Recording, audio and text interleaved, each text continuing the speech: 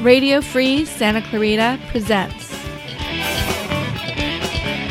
The Talk of Santa Clarita, a podcast about issues involving Santa Clarita and the surrounding valley. With your host, Stephen Daniels. Episode 168, from the Young Turks, The Return of Cenk Uygur. Part 3, The Search for Hope. And now, let's see what the Talk of Santa Clarita is. And remember, this is for posterity, so be honest.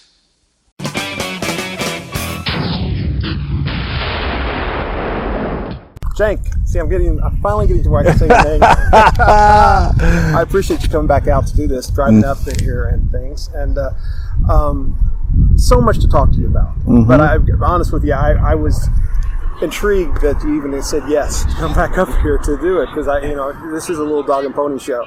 So I appreciate you coming up and speak your mind about a couple of topics and stuff. So no problem. I think it's good to come back and do a little, hindsight, and see what we think about it, you and me. Yeah, well, let's talk a little bit about the election itself first. Yep. You were running, and our first podcast was a little testy.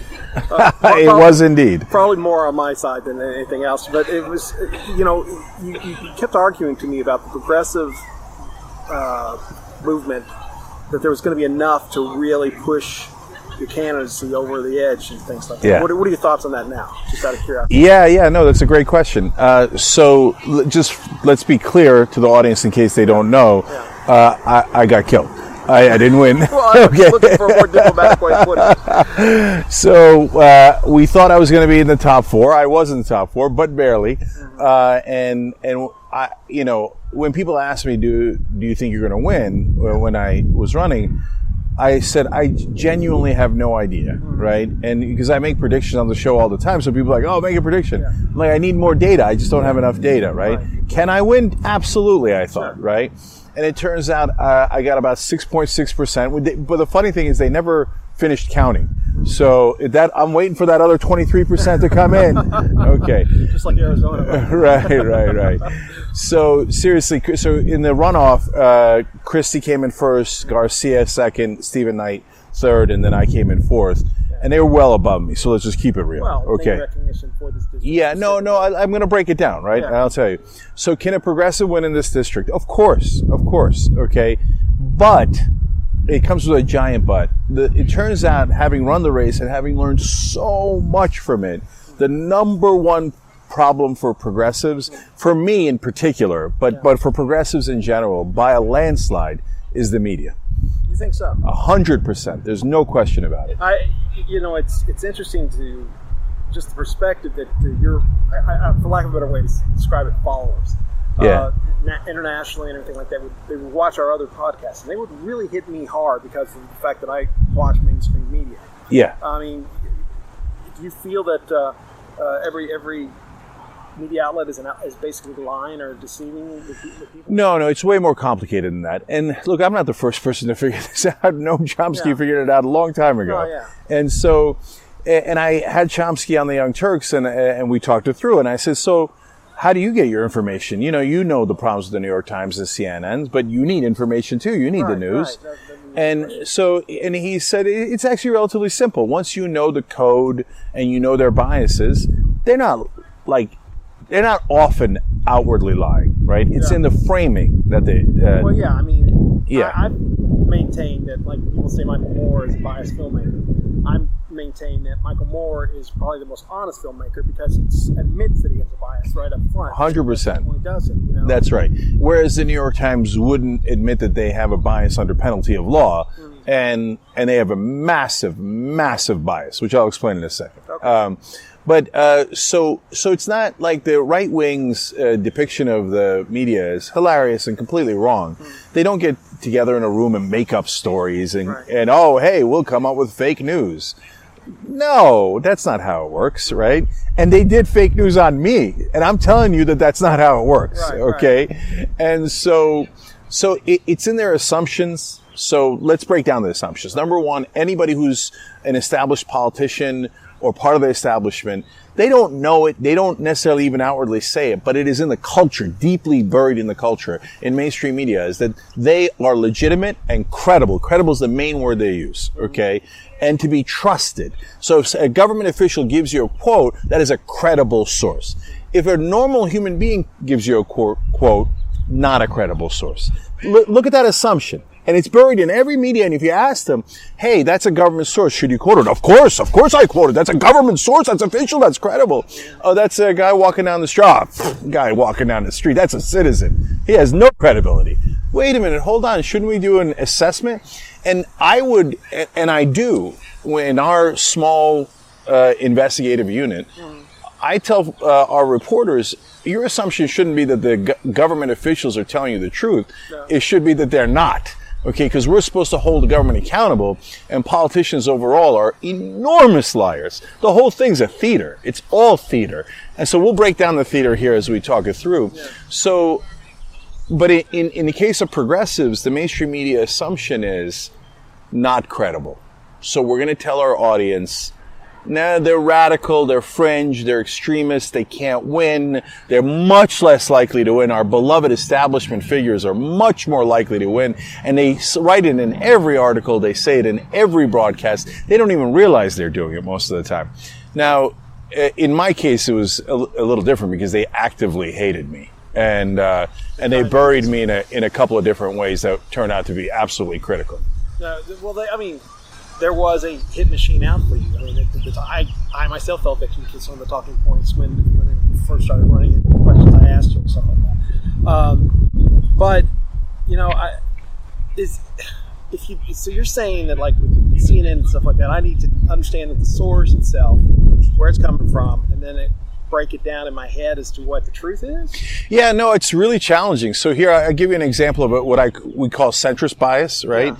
I would call it an establishment bias, but centrist bias is starting to catch on. There's actually a couple of articles, including the founder of Politico, saying, oh yeah, we kept assuming that this centrist position was the objective position. And maybe it isn't. To which I replied, of course! Yeah, and it's a very common, mistake, Stephen, that all humans make, including me, which is we assume that everybody thinks like we do. Right. You know, it's very hard to escape your own perspective.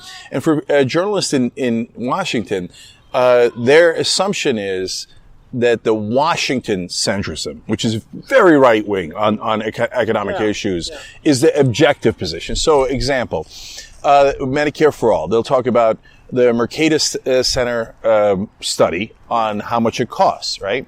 So they'll say, in the beginning, the progressives forced them to give the second half of the story in half of the articles. But now they've completely stopped. So now whenever they talk about Medicare for all, they say, Mercatus Center study says it costs $32 trillion. Wow, that's so scary. If you see that stat, you go, wow, we don't have $32 trillion. So Medicare for all is obviously doesn't make sense. The part they leave out, so they didn't lie about the $32 trillion, but they left out that it saves $34 trillion. Now that's a massively relevant fact that they now routinely leave out of every single article. And they also leave out the Mercatus Centers. Why do they leave that out, though? I mean, that seems like the sign doesn't blow and hit us in the face here. I mean, why would they leave that information out? I mean, why would CNN not put that information in? It is their assumptions. The funny thing is some people on the left get mad at me for saying, no, Cenk, you're naive. No, they mean to do and they're evil and they're a bad intent and they're corporate media and stuff. No, they are corporate media, but it's not, nobody's evil. It doesn't work that way. Well, the way that it works is, the guy at the very top hires the guy with certain assumptions. We want to make billions of dollars on CNN. The way we make our money is subscription through the cable subscribers, so we got to be careful there, but mainly through advertising, right? And our advertisers are drug companies and, you name it, right? And so I was on MSNBC. I did a story about a drug company that was an advertiser on MSNBC, and they told me to move that, at least move it down, if not out of my story. Okay? Really? Yeah, that's a stone cold fact. And anyone who doesn't realize that giant corporations would like to make a profit is it's kind of cute. It's so naive. Of course they want to make a profit. So hence the invisible hand of the market filters on down. Then the next guy hires the guy with the same assumptions and the next guy until everyone on air and every one of your reporters shares the same assumptions. And the assumption in the case of Medicare for All is it's too expensive. How are we going to pay for it? That's why every CNN anchor will ask every time with Bernie Sanders or any progressive, how are you going to pay for it? But they never ask when we're about to go to war, how are we going to pay for it? Yeah. Right?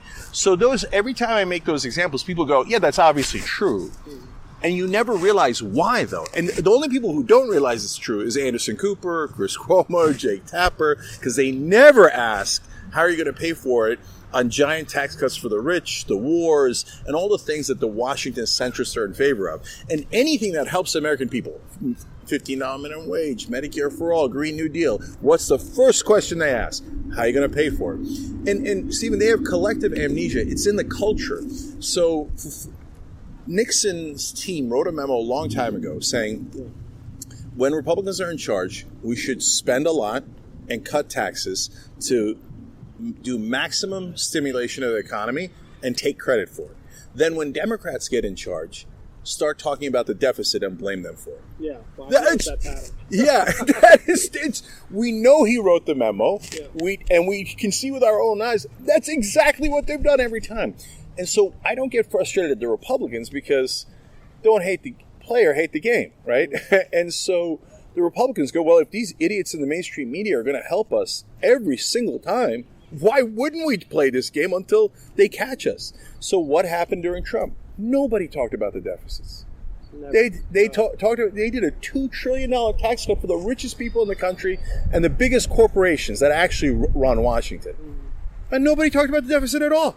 Biden gets into office. What's the first thing they bring up? Oh, we just remembered the deficit. Oldest trick in the book. It's in the assumptions. They don't even realize they're being duped. Well, it's just... Well, here's the thing.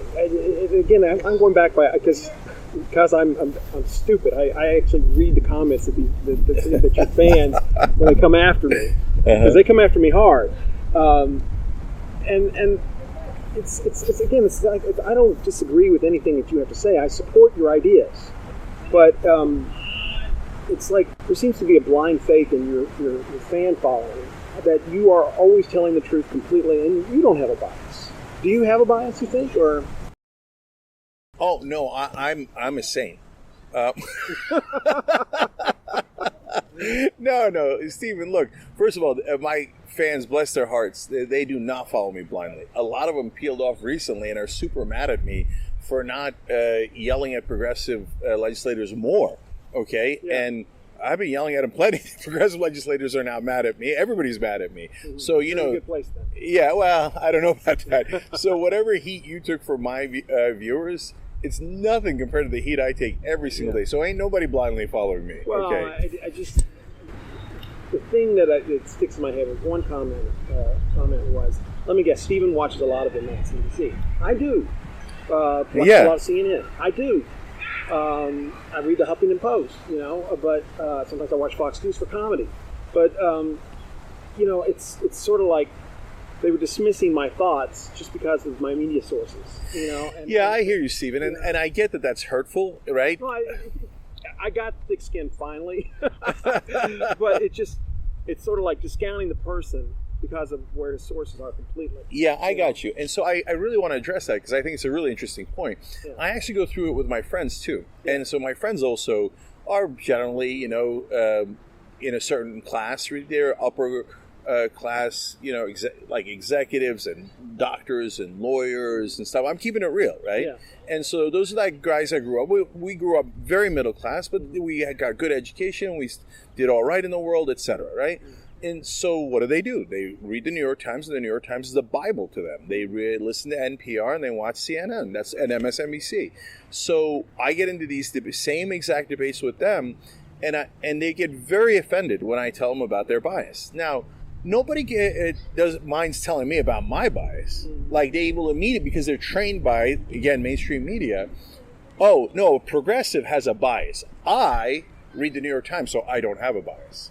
Totally wrong, 1,000,000,000% wrong. Again, right, but Stephen, so it's okay. So what I'm, first of all, everyone has a bias. So to answer your question, do I have a bias? Of course I do, right? Yeah. So, but in my case, I hope, and what I try really hard at, is to have a perspective rather than a bias. Mm-hmm. So, and I'm very honest about and nobody is confused about my perspective. We say it on the show all the time. In fact, we call the Young Turks homo progressives. Mm-hmm. So we very clearly say we are progressive, and we'll tell you why, right? Mm-hmm. So there's no BS, there's no lying to people, there's no pretending that our perspective is the only perspective, and the legitimate one, and the credible one. Mm-hmm. So that's, in a sense, the biggest lie. When the mainstream media says our pro-establishment, pro-corporate perspective is the only one. It's the only legitimate one. In fact, it's driven the right wing so crazy that they've lost their minds. They're half right, half wrong. I want to come back to that later. Okay? So, but in the case of really all humans, what we have is, and I'm talking about, I writing a book. As if I wasn't busy enough. It's called Justice is Coming. You can pre-order it, justicescomingbook.com. Justicescomingbook.com. Okay. So anyway, seriously though, in the book, the very first thing I write about is humans have hardware and software in our brains. Okay, and the software is written by our culture. So friends, family, but very importantly, media. So it's not your fault that somebody wrote the software in your head. Those ideas popped into your head from somewhere. And Stephen, that's true for you, but that's also true for me. That's true for everyone, right? So what I'm asking people to do is inspect their own software a little bit. Wait, where did that idea come from? Where did that assumption come from? Oh, it came from there. Now, is that assumption correct or incorrect? And as we're asking people to reevaluate that, people understandably get very touchy because that's part of their identity. They think, I'm a smart person, I consume the news, and my friends are the same way. And now, so how dare you tell me I need to reevaluate? You're asking me to reevaluate almost my identity. And so even though you've done the same, I discount it, and I don't care. You asking me to do it is offensive. Right, yeah. Right? Well, it is kind of funny that, I mean, almost everybody will say, oh, I watch all media. I watch all, my decisions are unbiased because I check out all the different news, or I read all the different sources and stuff like that. But, everybody has a bias, based on, and a Trump supporter versus, a Biden supporter could walk out here right now when someone would say it's a sunny day, the other would say, no, skies are all gray. It doesn't matter 100%. What it really is just, they're going to say what they want to hear and what they want to believe, you know what I mean? So if you don't mind, let's talk about the right wing then, because it fits in perfectly with that, right? And then I want to come back and explain how the media assassinated me. Okay. in this particular race in the 25th district. So I had a right winger on who believed in QAnon for a while, and he recently is beginning to get out of it. And I do these interviews with people, and that was one of the things I got criticized for in the race. And I do it because I want to know. I'm curious. I am fascinated with QAnon. Yeah. And so, and then we had the guy's a former cop from Illinois, and we had a long conversation about all the different topics. We got to Black Lives Matter. He hates it. He's right wing. He's a former cop. I get it, but then I asked. Then he said, Black Lives Matter. All they want to do is hurt cops. Like they don't even talk about systemic racism in the judicial system. And I was like, what are you talking about? That's their bread and butter. They talk about that nonstop, right? And he's like, no, I've never seen it.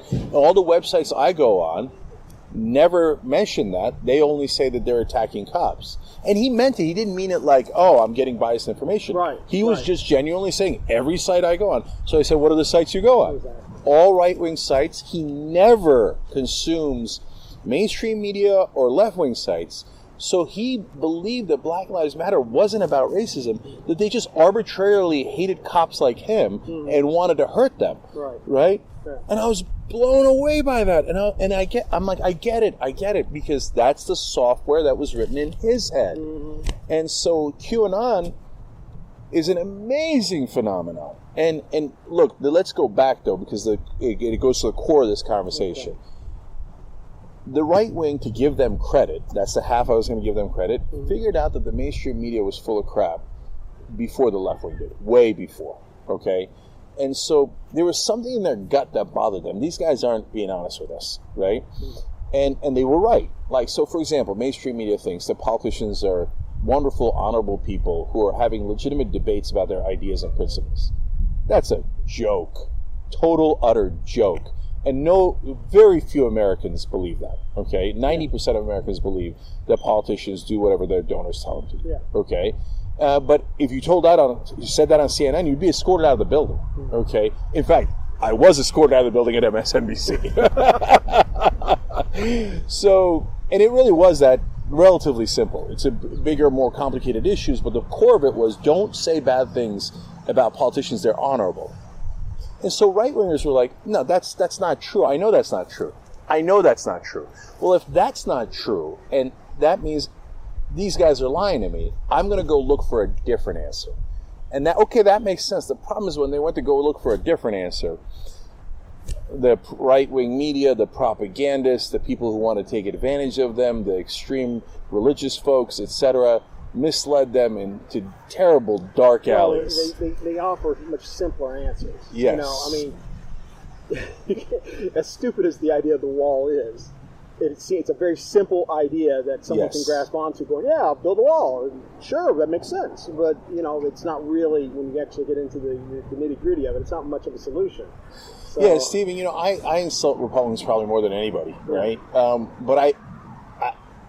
But when I talk to them, I can get through to them. So there's a couple of reasons why. One is I'm honest, and they could tell. They're like, yeah, that guy's not missing words. He just called me an idiot. Yeah. So he's not BSing me, right? But so when I tell you were right about the mainstream media, they're like, oh, okay, good, right? So, and then when I tell you, hey, brother, on the issue of the wall, for example, right? You're pissed at the system, right? The system's rigged against you, and your wages have been, low for 40 years, and they keep telling you it's going to trickle down on you, and it hasn't, right? And they go, yeah. And I'm like, who do you think rigged the system? Do you think it was the guy who crossed the border without $1 in his pocket, desperate, broke, with no power? Or do you think it's the guy up top who has the power and the wealth and wanted to keep the power and the wealth? And he set the rules by basically legally bribing politicians. Who do you think it was? Then they go, well, that's a pretty good point. Because it's an undeniable point. Of course it wasn't the guy at the bottom. It was the guy at the top, right? Yeah, put your mic up. I think you lost it. You okay? Hold on. I'm going to find it. I think you dropped down there. You got it? Nope. Hold on. Okay. It is gone. Oh, I shook it. It's on the ground. Hold on. Okay. That's how powerful a speaker I am. You literally knocked the microphone off. All right, let's try it like this. No, that's better. Okay. Sound good. All right. So let's go back to what we were saying about how the media killed you when you were running out here. Yeah. So, number one, there's a number of issues with me. Now, we talked about, I'm progressive, so immediately they assume not credible.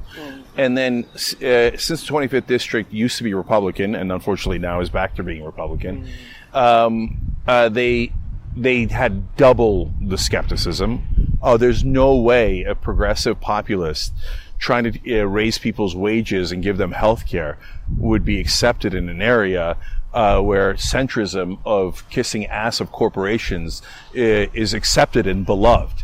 None of that is true. It's all garbage, okay? But when they write in every article and they say in every broadcast, an activist, a progressive, it's extreme or different, etc., it's a cue to the voter. Don't vote for him. Don't vote for him under any circumstance. Do not vote for him. You'll be wasting your vote if you vote for him. Number two, in my particular case, I came into a race that from outside the district, but that wasn't the main issue. The main issue was the Democratic Party in California had made a decision. They had gotten together, in this case, quite literally in a back room somewhere, and decided it was going to be Chris Christie. Every single Democratic organization backed Chris Christie. I said Chris Christie. That's funny. Sorry. Christie Smith. Very different people. So Christy Smith, right? And so they, so when I came in and said I'm going to run, they're like, he's messing up our plans. With Christie's going to get 50%. How did that turn out, by the way? And in the runoff, and so she's going to win if there's no other Democrat in the race. The Republicans are going to split the race. We're geniuses. And Christie's perfect for the race. And Cook Report says she's perfect because she's so bland. She's going to do nothing. She's a perfect candidate for the Democrats, right? So they had this great plan. I come in and screw it up. And they hate me. They already hated me because I'm a progressive, and Democrats hate progressives. Then I'm an outsider coming in, screwing up their backroom plan. Number 3, I've criticized the Democratic Party over and over. Number 4, I've criticized the media over and over. So they said seek and destroy. So you can, but Stephen, it's an absolute fact. No, I don't doubt it. It's almost sad in a way. As everybody knows that watches the show, I'm a friend of Christie's, but at the same time, I do think everybody has a right to get into a race and see what happens. And I don't like the idea of the Democratic machine, which there is one. Let's just break it down so your audience understands. Yeah. It's not conspiratorial in there's a real reason behind everything, right? So those folks that run the Democratic clubs that then answer to the Democratic legislators, etc. Number one, you can see, hey, they had a plan and they thought maybe she could get to 50%. And not having other Democrats could be helpful as the Republicans split up the ticket. I get that part. Right. There's some logic in it. The logic is broken in a different way, but you at least understand that there's a path of logic in there. Okay. So how do they execute the plan once this outsider comes in and they don't like it and he's screwing up their plans? Well, they tell every Democratic group, put out this statement. And every one of them put out the same statement. So that's how you could tell it's coordinated. Because every one of them, they're nearly identical quotes. They just changed a couple of words here or there. We tracked it, okay? So the gay rights group says this, the Latino coalition says that, the teachers say this. They all are the same. And they all came out the same day, right? And they all say he's sexist, racist, all this smear on top of smear. Wait a minute, my show for 20 years fights racism harder than anyone. I kicked the Democratic Party's ass to get the criminal justice reform that they do not want to do. They know that.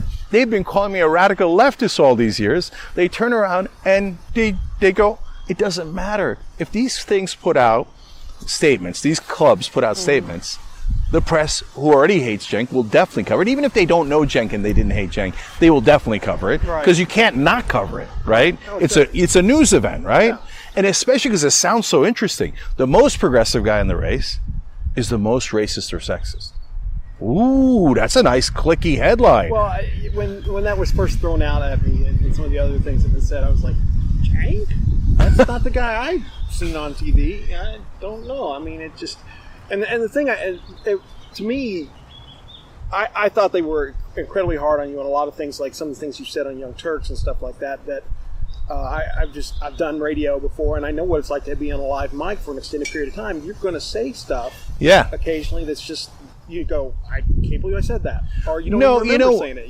You know what, though? The old blogs that I wrote back when I was a Republican, I regret those. We talked about those a lot. And that was because it was 25 years ago, and I was a totally different guy who was a Republican. Yeah. Not anything like this. But the stuff I've said on air, hardly any of that was wrong, to be honest. Yeah. It was mainly joking, right? Well, because we do a lighthearted show, and those liars that wrote about it, they took the jokes and pretended as if I was serious. Yeah.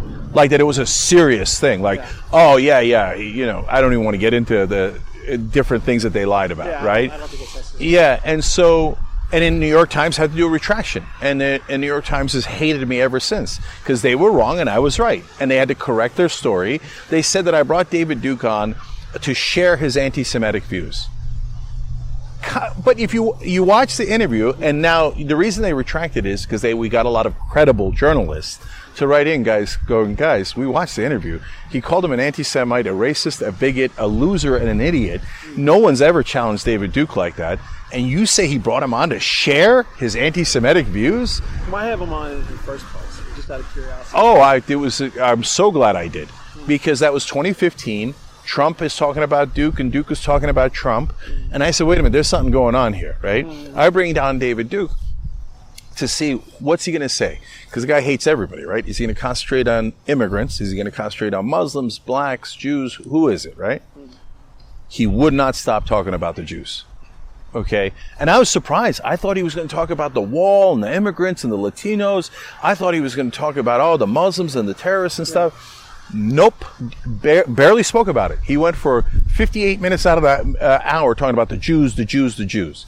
And Stephen, what happened after that? Synagogue attacks, Charlottesville, and it turns out we then started sending reporters in to talk to the Trump supporters and to QAnon guys. On camera sometimes, especially this one guy, Walter Masterson, who dresses up like them. And then especially when he turns off the camera and he's got the MAGA outfit on, then they just tell him exactly what they actually think, okay? And every one of them says the Jews are controlling everything. Okay. So you saw in the Young Turks years ago, now 6 years ago, that they were going to come for the Jews. Because in their minds, they get it. The guy who crossed the border doesn't actually have any power. So then they think, it's got to be somebody up top. Who's up top? The Jews. Oh, for Christ's sake, no! True, because then my wife could get me a movie deal. I know. So I co-founded the Young Turks with two friends who happen to be Jewish, okay?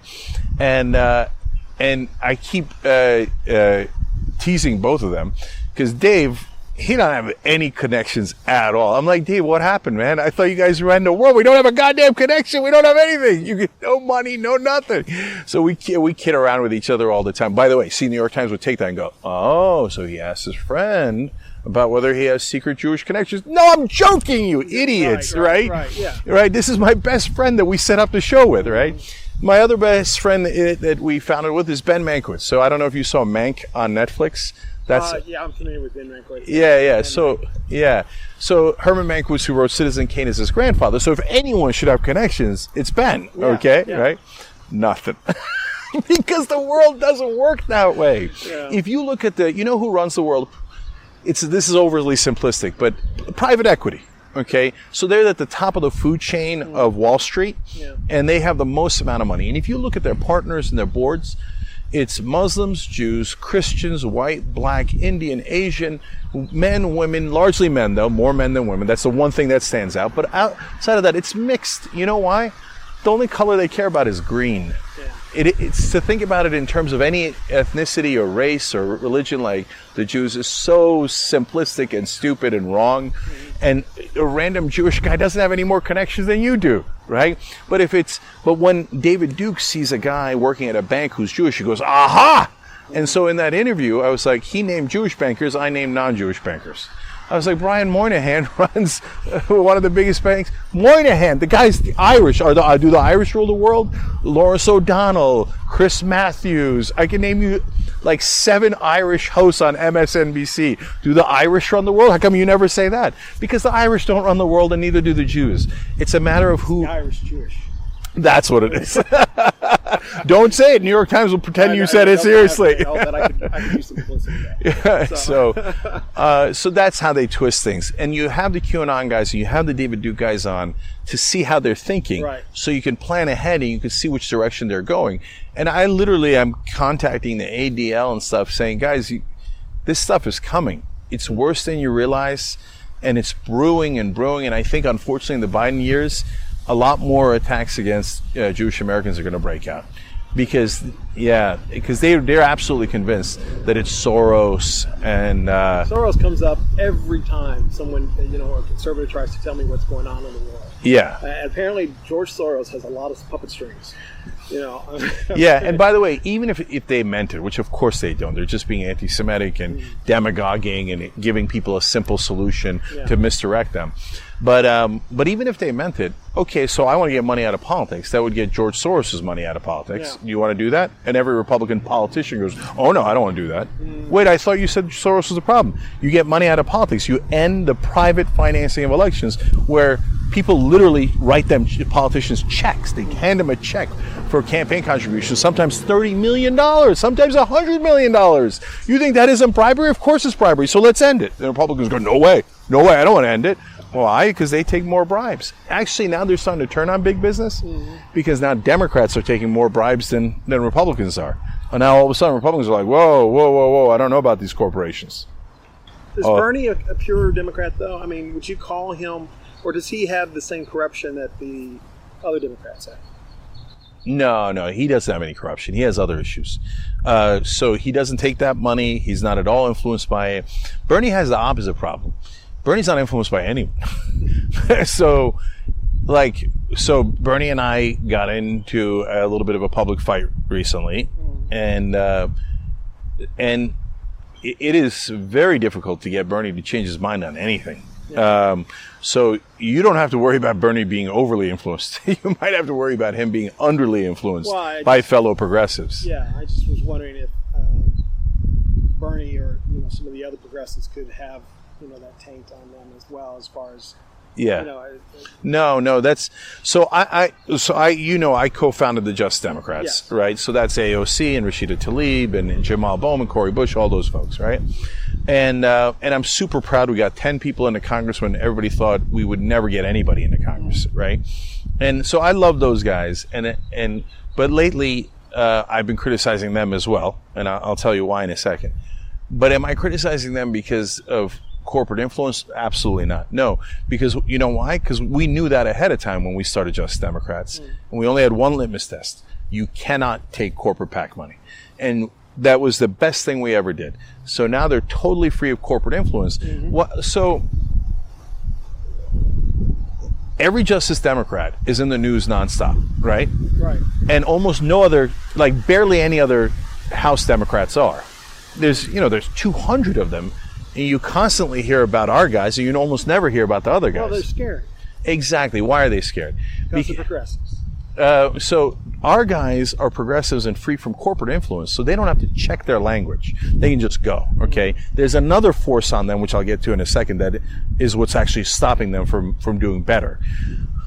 But for the corporate Democrats, if I say something wrong, I'm going to make the voters angry, because I'm going to tell them they can't get health care. Right. We can't get guns out of the community. We can't stop the bankers. Or I'm going to get my corporate donors mad. I'm going to say $15 minimum wage, and then they're going to cut their checks. The Chamber of Commerce is going to tell the Restaurant Association, don't send them checks anymore, etc. Well, I'm either going to endanger my donors or my voters, so I'm just going to shut up and not do anything. And look, there's a lot of drama here still. This air is thick with the Christy Smith and what should you say and what shouldn't you say, and she might run again. And my God, if she runs and you say something mean about her, you're a bad person and you're going to cost her the victory. I can't help it. I got to tell you the truth. The truth is what I said in the campaign. Christy, if she were to have won and if she wins in the future, because of that same phenomenon, guaranteed would say almost nothing in Congress. And in fact, I said it about Garcia, and look at what Garcia did. Nothing. Is a whole other story. Nothing. But look, even if you do, forget his right-wing positions we disagree with, he gets into office. There's a lot of Republicans in the news, right? If Mike Garcia wanted to fight for something, he obviously could. That's very easy to do, right? You're a United States congressman. Everybody will listen to you, right? I checked before I came here because I haven't heard it. I cover national politics. I haven't heard Mike Garcia do one thing, not one scintilla. He hasn't made any news at all. So I checked the local news to see he must be doing something, I guess, right? He went to the reopening of Magic Mountain. How very, very bold. And he said he's in favor of veterans. Wow, nobody else is. You're the only one, Mike. This is what a politician does if you don't want to do anything. He put out a letter. This is actually kind of a corporate Democrat move. A letter urging the government to do something. Nancy Pelosi's put out 1,000 letters urging action. That means I ain't going to do anything. The thing about Mike Garcia, to me, that paying attention to what he does in general is he seems to not even understand federal government. Of course not. He keeps sending letters to the governor and taking stances on state issues, but not doing anything for what Stephen, a congressman would do. But in the race, right? Yeah.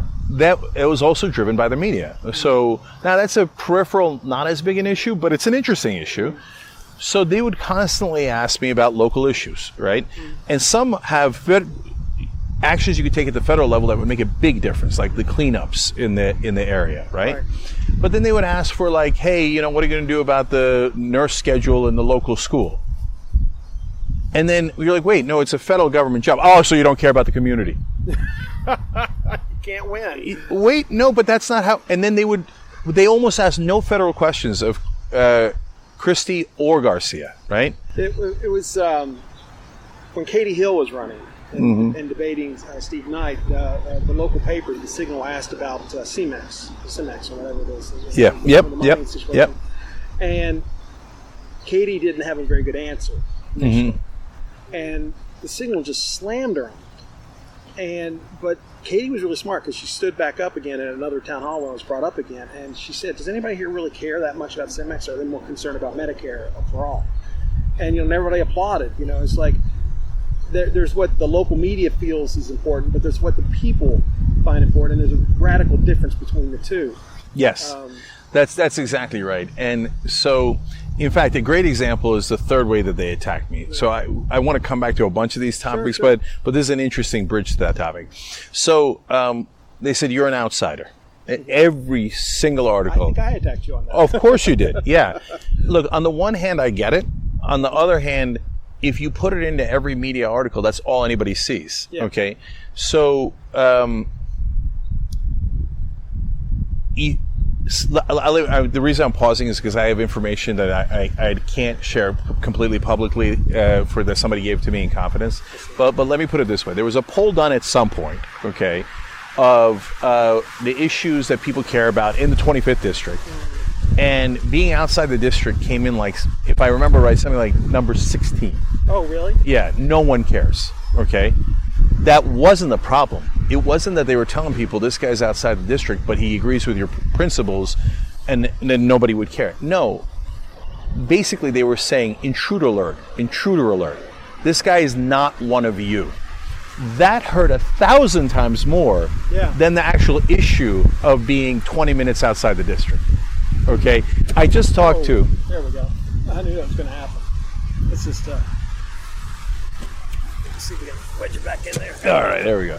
Okay, it's interesting. I just talked to a candidate from down south who was also slightly outside of his congressional district. And I said, how much did it hurt you? He said, not 1%. I said, why? I mean, killed me. Why did it not hurt you? He said, the press didn't realize I was outside the district, so no one ever talked about it, so it wasn't an issue at all. You see that? Yeah.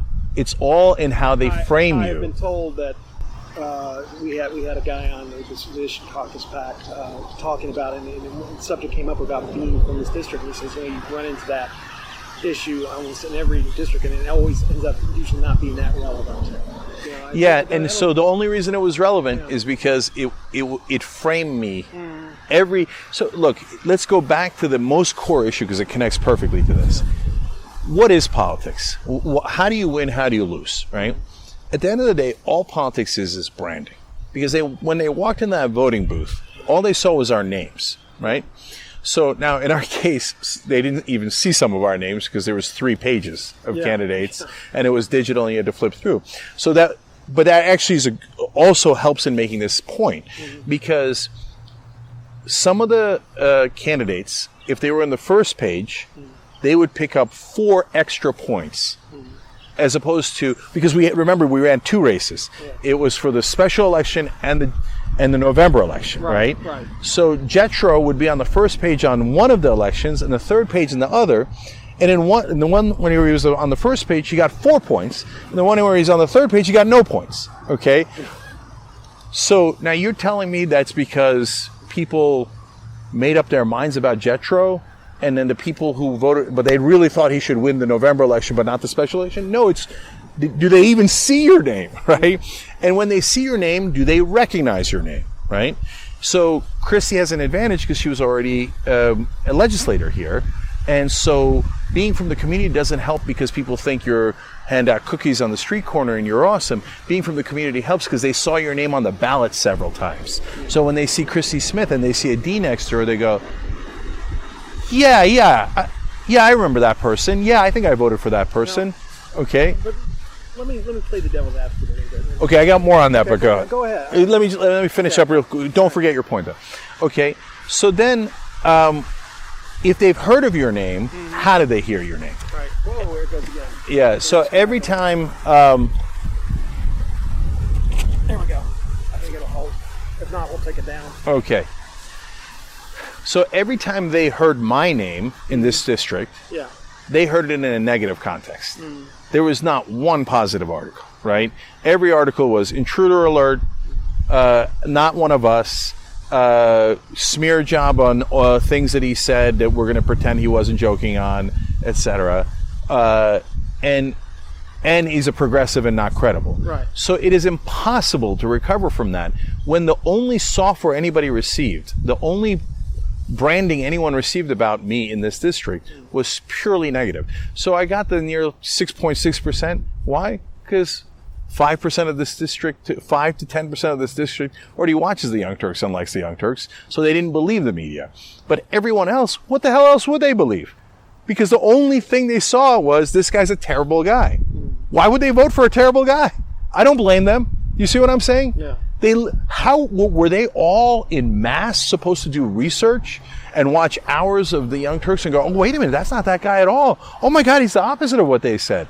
Oh my God, he actually cares to get us health care and help the homeless. He said, nobody's going to do that kind of homework. Like 3 guys are going to do that kind of homework, right? Usually 3 women are going to do that kind of homework, right? And then everybody else is going to go,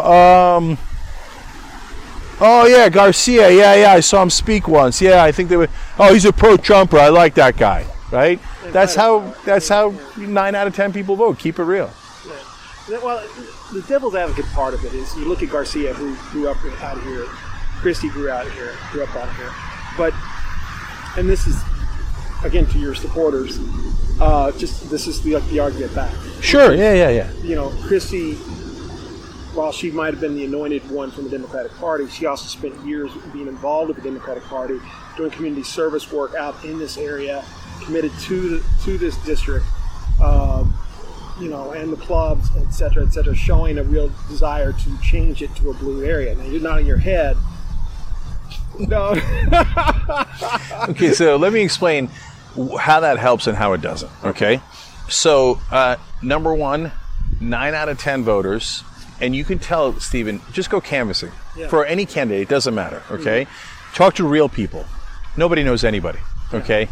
So the press has the wrong framing on it, the wrong perspective on it. This one's not at all malicious. It's understandable because they talk to the Democratic clubs. Who else are they going to talk to, right? Right. And those people are neck deep in the issues in the community, and that's a good thing. That's why I said, look, there's a good part to it, right? And they saw when Christie came out for a photo op, and maybe she wasn't even a total photo op. Maybe she actually did bake cookies once or twice, okay? And they see that, and they appreciate that, and that's fair, right? But the people in the Democratic clubs are a tiny, tiny, tiny percentage of the population, right? And so there's 2 angles to this. One is, does it make a difference politically? And 2 is, does it make a difference policy-wise? Right. So politically, again, the only difference that it makes is in what people see. They didn't see the bake sale. They didn't go to the Democratic club. The only thing they saw was the article about it or the news report about it. Right. And what they saw was Christie's a wonderful human being who does bake sales nonstop and is integral part of the community. Cenk Uygur is an intruder. Call the authorities if you see it. Okay, might be a bit of a hyperbole, but you get the point. So 9 out of 10 people, and then they turn to the LA Times for who do they endorse. Right. They turn to the flyer that from the Democratic Party that says Christie's awesome and is sent directly from heavens. And so they go, I don't blame them at all. They didn't see anything else. How could they possibly know? Right. Policy-wise, does it make a difference? In that very microscopic way. Let's get this Yeah. loose here. Let's just put it down here. Hope it doesn't blow away. Okay, well, it isn't. Hey, look, it's COVID days. We're doing the best we can. Yeah, that's exactly right. We are literally doing the best we can. You might want to, put one of the weights on it or something. Yeah, it's a good idea. Always coming up with good ideas. Apparently not enough of them, though. There we go. All right.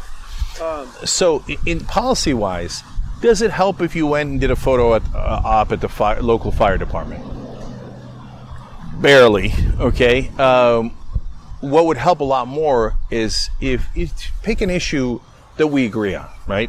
Forget the ones we disagree on. So Christy doesn't want to do Medicare for all. Let's just take her at her word that that's a policy disagreement, et cetera, for now.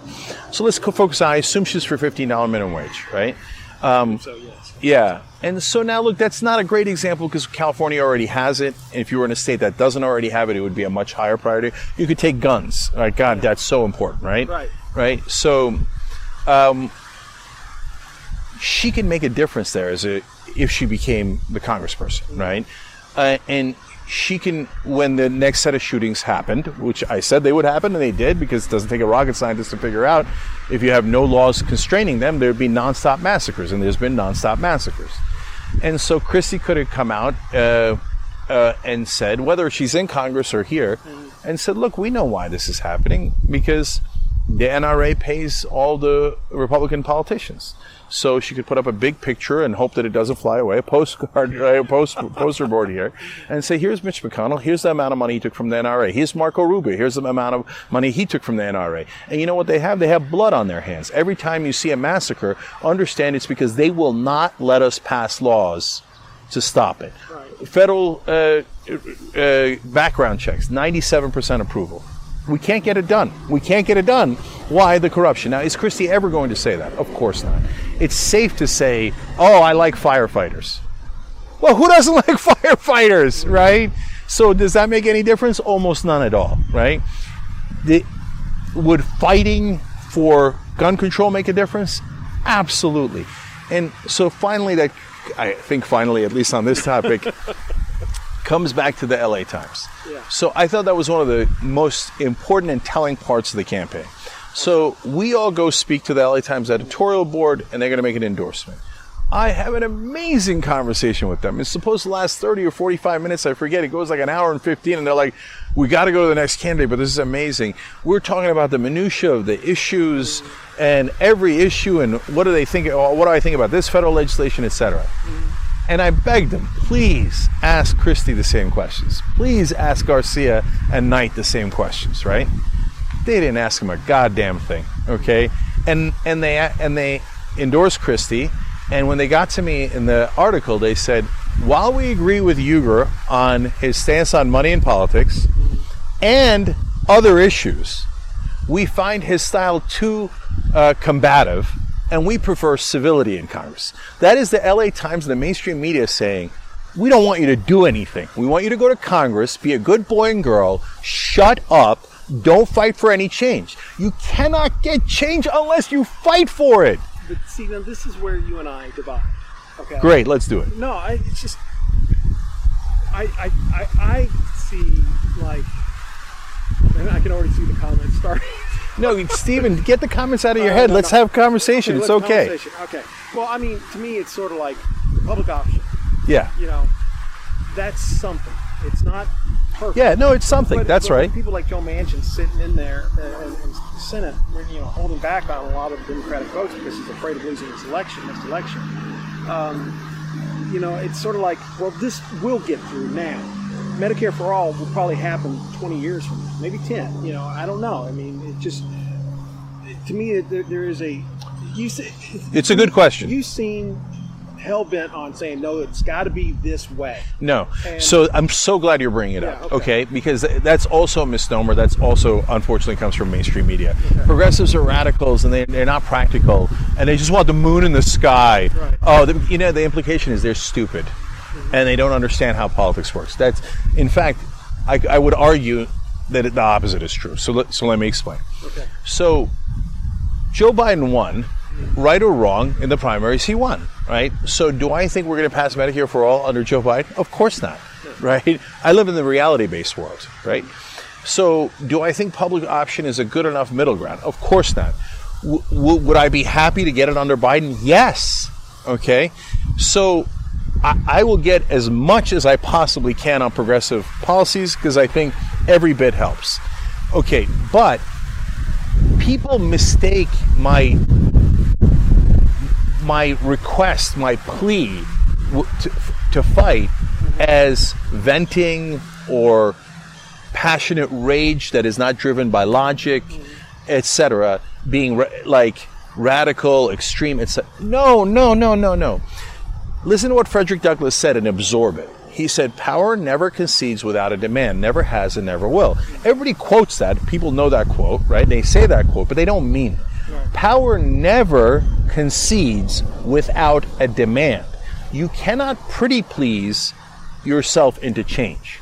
So a perfect example is the $15 minimum wage. And that's what I fought with Bernie and the Justice Democratic Congress people over recently, okay? So they say, the Pelosi, Schumer, Biden, Kamala Harris all say they're for $15 minimum wage. And I told them, no, they're not. They said, that is outrageous. These are good, honorable people that we're friends with. But Bernie says nonstop how he's friends with Biden. He's an honorable guy. He's for $15. He proposed it. I said, guys, he doesn't mean it. You're just so unbelievably naive, right? Yeah. Okay, so what happens? They put it in the House bill. I said, they're not going to keep it in the Senate bill. News comes out. They're not even going to put it in the Senate bill. Forget voting on it. They're not even going to put it in the Senate bill. And so I went on air and I said, we're doing a petition right now to get Bernie Sanders to put it in the bill because he's the chair of the Budget Committee. Right. Why did we have the most progressive legislator in our lifetimes go through all of this to become the chair of the most important committee in the Senate, arguably, right? Because it handles the money, for him not to use his power. And when the petition... It wouldn't have been passed. No, hold on, let me break it down, okay? So Bernie doesn't want to do it. We put the public pressure on. People start sending in hundreds of videos to Bernie. Don't kill it, Bernie. Don't kill it. Tens of thousands of people sign the petition. And Bernie says, God, all right, fine. We'll introduce it. Okay? And so he introduces it. We did that. And how do we do it? I asked Bernie, pretty please. That didn't work. I asked AOC, pretty please. That didn't work. I asked behind the scenes 1,000 times, and it didn't work. When we created a public pressure campaign to fight, it worked. Why? Because fighting works. Okay, so Bernie then introduces it. And now if Biden wants it, he fights for it. Okay, and how would he fight for it? The parliamentarian said that we can't do it. Who the hell's the parliamentarian? The parliamentarian is an unelected person that has no power at all. What they do is they give you a recommendation. Nobody even knows that because the press doesn't cover it. Right. They give a recommendation. Who's the person who decides? Who takes their recommendation and makes the decision? The vice president. Right. Kamala Harris claims she's for $15 minimum wage. If I was the vice president and I had that power, Stephen, do you think that I would listen to the recommendation of the parliamentarian? You'd listen to the president. I would listen to the president. I would listen to my own policy. I would listen to what I told the voters. I would listen to the overwhelming majority of Democratic voters. And by the way, a clear majority of all voters. Okay, so I would listen to them instead of some parliamentarian telling me about, I did a math on the back of a napkin and I don't like it. Okay, that's like your opinion, man. You know what the Republicans did when they had a parliamentarian they disagree with? They fired him on the spot. They said, you're fired. And they got a parliamentarian who agreed with them. So this is how you use power. And they chose not to use power. Mainstream media lies to you and tells you, Kamala Harris, there's nothing she could do. Well, no, but that's counterfactual. That is flat out lie. Okay, so that's right. You go step by step, right? So now, we could have done it with 50 votes, but Biden and Harris chose not to do it. That's just a fact, okay? So then, I told you they were liars. I told you they weren't going to do it. Hold on. Okay, so then you get to the vote, and they actually did vote on the thing that we asked them to vote on. Right. And we lost 8 Democrats. So it turns out it wasn't going to pass anyway. Number one, I go back to what did I tell you? The corporate Democrats never meant it. They never wanted the $15 minimum wage. They were lying through their teeth every single time. Okay, now number 2. Wait a minute. Did you notice who the 8 were? 2 of them were Carper and Coons, the 2 senators from Delaware, and Biden's top 2 allies in the Senate. That is Biden doing an open-handed slap to progressives, and a backhanded slap too. This is Coons and this is Carper saying, no, you schmucks, I'm not in favor of the $15 minimum wage. How dare you even vote on it? But you think Coons and Carper did that vote without checking with Biden in the White House? If you know anything about politics, you know they called the White House and the White House told them, vote against the $15 minimum wage to send a message to these guys. Don't even bring it up again. And no one in the media is like, oh, Delaware senators, oh, they're the top allies of Biden. Well, what do I know? And every one of them writes, Biden wants the $15 minimum wage. Flat out lie. Well, I don't think he lied. He said it again. Okay, Stephen, I will bet you any amount of money that Biden, unless I can move the progressive pressure to the point where he can't stand it anymore, right? And me and Reverend William Barber and David Sirota and People for the American Way and whoever else wants to join, right? Yeah. Unless we change the trajectory, Biden will do nothing about the $15 wage and definitely will not pass it. So, Stephen, we got to go to the last part of it, because you say, well, okay, like it or not, the 8 guys vote against it. Let's say Carper and Coons voted for it. You still have Manchin and Sinema, and those guys are never going to vote for it because they're corrupt as all hell. And you know what they did afterwards? See, this is why we have our perspective and we're honest about it, but we also have infinitely better analysis. You can double check all of these facts. Did Carper and Coons actually vote against it? Are they the top allies of Biden, et cetera? So when you go to Manchin and Sinema, you know what they did right after they voted against the minimum wage? They went to the National Restaurant Association and collected checks. There is no lobbyist group more against the raising the minimum wage than the National Restaurant Association. I mean, it was brazen. They did a dance. You remember Kristen Sinema went like this and voting against it? That was her saying, National Restaurant Association, send me the checks. Then she goes the next week and goes, gimme, gimme, gimme, gimme, gimme. And then we showed a video that nobody else had except progressive media of her talking to that organization. And she's up against the wall. It's almost like a hostage video. And she's like, you remember the story about how she had F off on her ring and she took it to her voters like, hi, F off. I'm not going to do anything you want. Ha ha. Right? When she goes to talk to the lobbyist, you didn't see any F off. She was like, I really need you guys to send things to my office. Suggestions and just tell us what to do. We showed it on the air. You could watch the video. Okay? It's the corruption, stupid. It's so, I don't mean it. You know what I'm saying? It's the old Clinton line. Yeah, it's the economy, stupid. That's what Bill Clinton ran on. It's the economy, stupid. It's the corruption, stupid. Yeah. So it's out and out corruption. So how would you move Manchin and Sinema? Because if you have a plan, you have to follow it all the way through until you have to, in fact, you have to reverse engineer it. How do I win? And how do I walk that back? And what steps do I need to take? And by the way, there are some folks on the left now that don't like planning, and they're furious at me. And they are wild-eyed, and they go, I don't care, just fight them, punch them in the face. Who cares about a plan, right? So how do you move Manchin and Sinema? And this is what's never going to happen. You need courage, and oh my God, the progressives, when I say that, their heads explode, the legislators. You need the courage to stand up and say, Joe Manchin and Kristen Sinema just went to the National Restaurant Association. They just raised this amount of money. You say that on the floor of the House or the floor of the Senate, you know what's going to happen? Whoa! All the media is going to cover it. You know why they voted against the $15 minimum wage? Because they're corrupt. Look at all the checks they took. Then why do you do it? To vent? No, because that creates public pressure. Do you know that when Kristen Sinema did this swirling no vote on the minimum wage, her poll number, because that got media attention, her poll numbers in Arizona went from 65 to 50. Really? She lost 15 points in a matter of weeks. Imagine if progressives had fought against her. Put aside progressives. Imagine if Biden meant it. And Biden came out and said in a press conference, it's interesting to note that Senators Manchin and Sinema just raised all this money from the National Restaurant Association, who's against $15 minimum wage. Boom!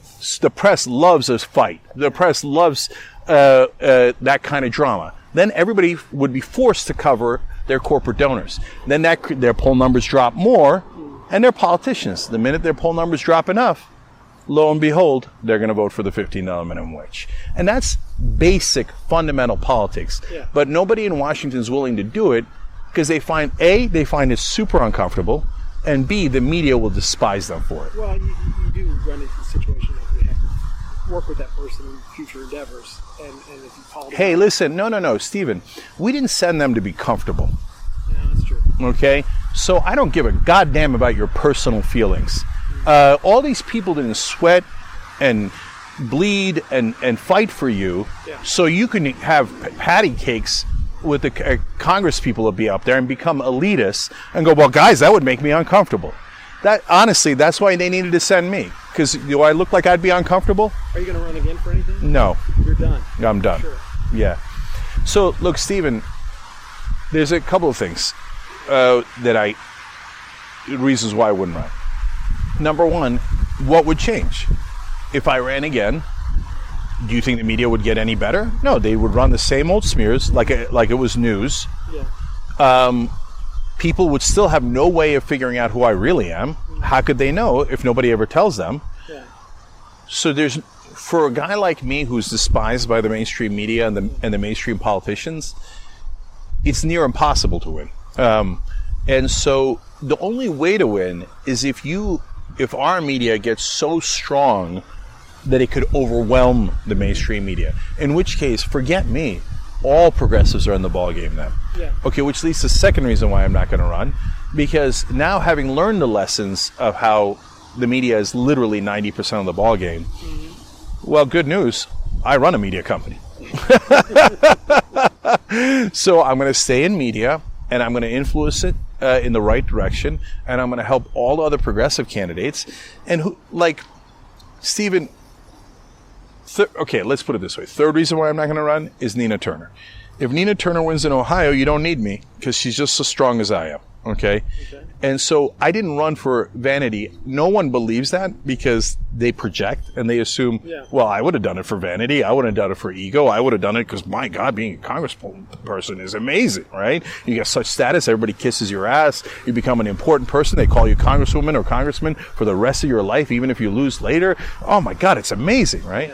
I find it super annoying, and I don't find value in it. The reason I did it is because somebody has to give that goddamn speech about the corporate donors and get the media to pay attention to the real cancer in our politics. Otherwise, we're never going to solve anything.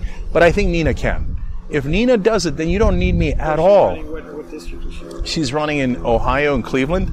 So because there's an open seat, because Marcia Fudge went to the Biden cabinet, she's running HUD now. And it turns out Nina Turner, one of the greatest progressives in the country, one of the biggest fighters we have, one of the co-chairs of Bernie Sanders' campaign, is from that district. She was a state senator from that district. Okay, great. Okay, so and she's raised a ton of money. She has, and the media has actually been halfway decent to her. So, I mean, I don't want to jinx it.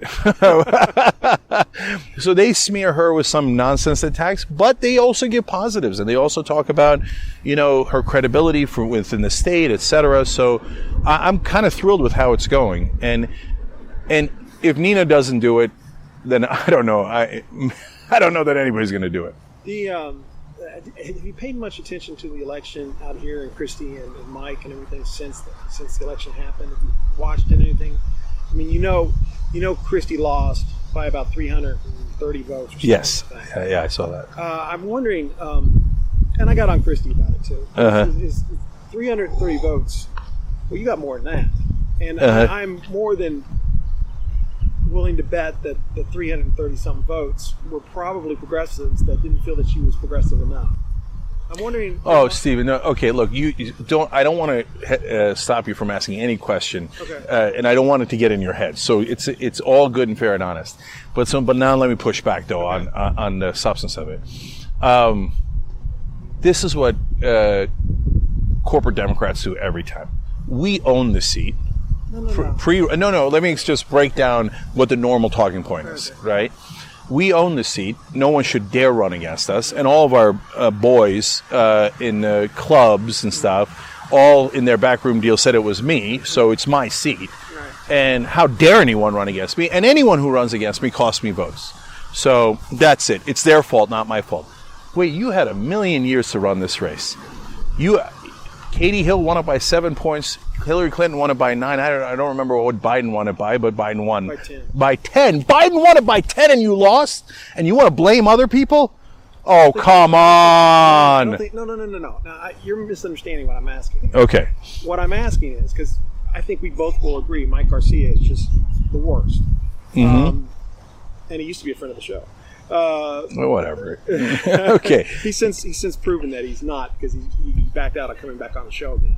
But of course. Well, yeah. But the point is, what I'm saying is, after the primary happened, yeah. Why didn't you go to, say, your progressive side, your progressive following, or the people that voted for you and say, you've got to get behind Christie because we can't let a Republican take that office. See, look at that. I did, but the press didn't cover it. You did? Yeah, I got a lot of flack for it, but on social media several times, I made it super clear, bunch of times, right? Christie's definitely better than Mike Garcia. It's not a question. Christie, I don't think will do anything, but that's better than going in the wrong direction with Garcia. Don't you think she'll do anything? I'm curious about that. So let's come back to that in a second, but I want to be clear about what I did do, okay? And behind the scenes, I reached out to her team. They had no interest. They didn't want the help, okay? So they don't want the help, but they then turn around and go, oh, if I lose, oh, good, convenient. I'll blame someone else. Honestly, look, it's the same, and now people are going to get mad, okay, because people catch feelings, but it's the same problem Hillary Clinton had. It's a loser mentality to go, it's not my personal responsibility. It's not my responsibility at all. I'm the candidate, but I have no responsibility. It's their fault. It's their fault. It's their fault. It's their fault. It's the Russians. Well, it's this. It's that. And it's Cenk. It's progressives. They should have been more excited about me. They should have been more excited about me. Isn't that your job? Isn't that your job? Come on, Cenk. I'd never heard Christie say anything like it was your fault that she lost the race. Okay, to be fair, you're right. She's never personally said it. Yeah. But you asked the question because that's the buzz. Well, to me, I don't think that's the case. I just think about those 330 votes. That could have come. So let me flip it then. See, if the framing was different, let's put aside fair or unfair. If it was different, you could ask Christie, why didn't you try harder to get progressive votes? Why didn't you go to them and say, here's a specific thing I'm going to do? You name the issue, minimum wage, gun control, health care. It doesn't matter what the issue is. Green New Deal. We're going to stop the fires. Here's what we're going to do to try to prevent more fires from the wires falling, for example, things that you could work on. Here's what I'm going to do on cleanups, etc. Why didn't you go and specifically address progressives if you tried harder? Why didn't you go more to Palmdale and Lancaster and say, guys, I'm going to do this for you. I'm going to fight for you so people can get passionate and get driven to vote for you, right? Why didn't you do that? Well, I think the situation with that race, and I'm sure you'd agree with this, it was pretty crazy during the primary season because it was so like out of the blue that what happened with Katie. Mm-hmm. And I mean, Christie was all set to run for the assembly. She got kind of thrust into a campaign just as you did, very quickly. Mm-hmm. Whereas Mike Garcia had been loaning himself money and had already been campaigning for almost a year. Christie had to shift gears completely, and then COVID hit. Where Garcia, oh come on now, the excuses. Garcia knocked on doors despite the pandemic. Christie chose not to because of safety issues. Yeah. So I mean, so look, I wish knocking on doors worked better because it's because it's a great advantage for progressives. Mm-hmm. We had tons of volunteers. We might have had more volunteers than everybody else combined. Mm-hmm. Okay, it didn't work. Honestly, we raised a ton of money.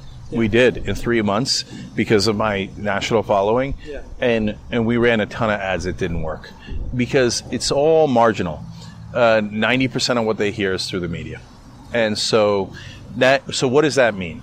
Does that mean like when Christie didn't come out to debate us, etc., during our section of the primary? Yeah. In hindsight, after I lost, I looked back and thought, no, give her credit. It turns out. Policy-wise, it drives me crazy. I don't think it's the right attitude to win in the general election, but it worked in the primary. She avoided the press, she avoided the debates because she had this massive institutional advantage, and she wrote it out, and she crushed me. So fair is fair, okay? So looking back at that, I'd say that strategy, turns out, was fine. It got her what she needed, right? But in the general election, you can't coast. That's why I was worried about that attitude affecting how she would run. And I was hoping, because I don't want Garcia to win. Garcia criticized Stephen Knight that he didn't vote for Trump enough when Knight had voted for Trump 99% of the time. Okay, I don't know if you know, but Garcia also voted to challenge the Electoral College. Yeah, Garcia, when I see Garcia, I see Trump. Yeah. Because he says, I've given my brain out on loan to Trump, and then Trump didn't even have one to begin with. So anyway, I can't stand the idea of a Republican winning. So I want Christie to win. I'm out of the race. I'm never going to run again. I want Christie to win in the general election, right? And then she sat on her hands. I'm like, please, I'm begging you, get in the fight. And so you don't have to knock on doors. COVID's an excuse. It's actually, I wish it mattered more, but it doesn't, as I just explained. No, you go to the press and you fight Garcia. What did the Republicans do? They attacked her over and over again. Well, but again, to be fair, the media out here is already right-leaning. I mean, they endorse. I know, but the LA Times is, and all the television, they're corporate Democrat 101. They can't wait to ride to the rescue for you, right? And you're right, the local press is much more right-wing. Okay, so then what do? You engage in political battle because you don't have a choice. You're either going to sit it out and lose, or you're going to get in the fight and win, or have a shot at winning. So what should she have done? She should have attacked Garcia, okay, because it's all branding. And number two, she could have effectively defended herself. But they teach civility. Well, remember what the LA Times says, civility. Yeah. Don't fight. If I was Christy, you know what I would have done? I would have ripped Garcia's face off, right? I would have said, what, are you going to vote for Trump? This guy says he's going to vote with Trump 100% of the time. 100% of the time. So I'm not running against Garcia. If he says I'm a moron and a robot that will just vote for whatever Trump says, I'm running against Trump. That's a fact. That's a fact, right? So now this district, which voted against Trump by 10-point margin, would they have voted for Trump Jr.? If you let them know over and over and over and over again until every news article and every news broadcast said, Uygur says Garcia is a clone of Trump, would I have gotten the extra 330 votes? Of course. Not I, forget me. Would Chrissy have gotten the extra 330 votes if she had that fighting attitude? Fighting isn't to vent. Fighting is strategic. You must get in the media in order to affect the branding in order to win. Right. Yeah. Well, and would you concede, I'm curious, because you saw more than I did, that Christie was not very aggressive she was not. I do think, though, that her campaign in 2018 for assembly, when she was running with Katie and knocking on the same doors and stuff like that, they had a very, very aggressive door-to-door campaign. And I think Christie was counting on doing that again until COVID hit, and that hurt her. Now, I know you said you don't believe that door-to-door... No, I love door-to-door, and maybe it could have swung 331 votes, right? Yeah. It probably could have, actually, to be fair, right? Because that's such a small number. But you know that media affects more, and you know she sat it out in the media. She did try and be a little bit less... She didn't want to go negative and attack Garcia when Garcia was flat out lying about things in ads about her. You know why they do that, Stephen? And it's so wrong. And it's why Democrats lose so many winnable seats. Because they think, oh, this district's purple. First of all, apparently it isn't. Biden won by 10, okay? And this district is purple, so you don't want to offend Republicans. I'm sorry, I'm going to say it again, and they're going to get all catch feelings again. You schmucks. Trump-supporting Republicans are never going to vote for you. You're not going to nice them into voting for you. Yeah. They like Trump because he hates Latinos, he hates blacks, he hates this, he hates that. They're not going to turn around and go, on the other hand, Christie was so nice to Mike Garcia. Come on, wake up. Don't try to get votes you can't get. Get your base to turn out. What did Garcia do? He went straight to his base, and his base turned out more. A top Republican told me literally that the only thing Garcia cared about was, when he met him and everything like that, was that he just cares about his base. That's the only thing he thinks about. But guys, you got to be fair and honest. That is the correct political strategy. What did Trump do? He only cared about his base, and he won in 2016 in a miraculous win. In 2020, you know that he only lost by 43,000 votes in 3 states. It was actually a lower margin of victory than Trump's in 2016, okay, for Biden. So Biden barely squeaked by, okay? So why? Because Republicans get everyone in their base to show up, and the Democrats constantly insult their base. Oh, it's you progressives. Why didn't you come out and vote for me like you were supposed to, okay? Oh, you want me to come out and talk to progressives and give them policy? No. You want me to fight Republicans? No way. They hate their base, and then their base stays home. So, Stephen, look, I say it in a way that's aggressive, and I say it in a way that is active and, and loud, and I know that turns some people off. But go to the underlying facts. Garcia won because he went to the base. Trump won in 2016 in a miraculous win because he went to the base. Hillary Clinton constantly insulted her base. By the way, Biden was slightly better about going to the base, and he squeaks by instead of losing narrowly, right? That was something that bothered me about Christie's race, is that, and I asked her about it, I said Biden was very smart. He immediately, as soon as it looked like he was going to get the nomination, he immediately went to Elizabeth Warren and Bernie and Pete and stuff like that, and brought them into his tent and said, let's get on board to make some change. 100%. And I asked her, why didn't you reach out to Cenk? Why didn't you reach out to Annabelle and Jetro and stuff like that to bring them in under that same tent, to bring in the progressive vote, because to me that frustrated me a little bit. I felt that was a mistake on her part. So let's say that she was mad at me, right, because I ran an aggressive campaign in the primary, and she says, even if that might help me, I'm just so mad I don't want to deal with that guy, and maybe I think he might be counterproductive. Okay, fine. But to your point, there were so many other Democrats that were in the race. Did they get a lot less votes? They did, but some of them showed up. Like they registered. Ani got 4 points when he was on the first page, right? But he got 4 points, right? And could have made a 340 vote difference? Definitely. Mm-hmm. Why wouldn't you reach out to those guys? And they definitely would have helped. Well, and I've told Christy this, so this is not like we're talking behind her back, but Christy is an interesting person when it comes to campaigning, because I've seen she runs two different types of campaigns. There's the one where she is working very tightly with the established Democratic norms, and then there's the one where she runs her own campaign the way she wants to run. Mm-hmm. And I think what you saw was when she was working more with the Democratic leadership than it being a Christie campaign. Because I've seen the difference. She loses when she runs with the Democratic leadership. I mean, as far as consultants go and everything like that. But when she says, no, this is what we're going to do, I'm going to do it this way, and makes her own decisions and stuff like that, the campaign is much more solid, and we believe in her, and she has a tendency to win. I think we're going to see that this time around. I don't know, but I mean, that's what you don't think so. I hope a real progressive runs against her. Well, there are a couple of there's three other candidates right now. There's a progressive that's out of the district. Rhoda Nazanin, I think is her last name. I can't remember her last name. Ruth. Yeah, I saw that. So I'll look into all those. Yeah. Look. Here's another uncomfortable fact about politicians that the media doesn't cover. Yeah. They're completely different behind the scenes than they are in front of the scenes. Mm-hmm. Okay. So is Christie soft? No.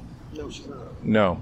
Behind the scenes, she ran a lot of things that, could be considered dirty tricks. Okay.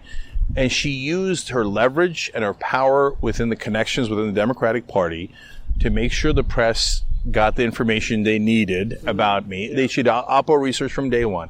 We were going to do a debate at one of the colleges. She got it canceled. Everybody that's behind the scenes knows that. Yeah. She can say, oh, no, I didn't. It's just a coincidence that I got that money, and then you guys had a debate plan, and then all of a sudden at the last minute they canceled it. Right? And so they're willing to fight hard to give them credit. Forget dirty. Hard. Okay, good. Okay. I wish they did that to Garcia. They're willing to fight hard behind the scenes because they know the mainstream media is not going to cover that. Christie's wonderful and sells cookies on the corner, right? Mm. And then meanwhile, in front of the camera, and we're all smiling and we're all happy. And what does the media say? I remember, I think it was a Cook report that said she's an ideal candidate. She's a dream candidate because it's theater. So this is, I swear to God, it's not about Christy Smith. I have no hard feelings at all, not even 1%. And if Christy turned around, even if she didn't mean it and was in favor of all the progressive legislation, and I believed that she believed it.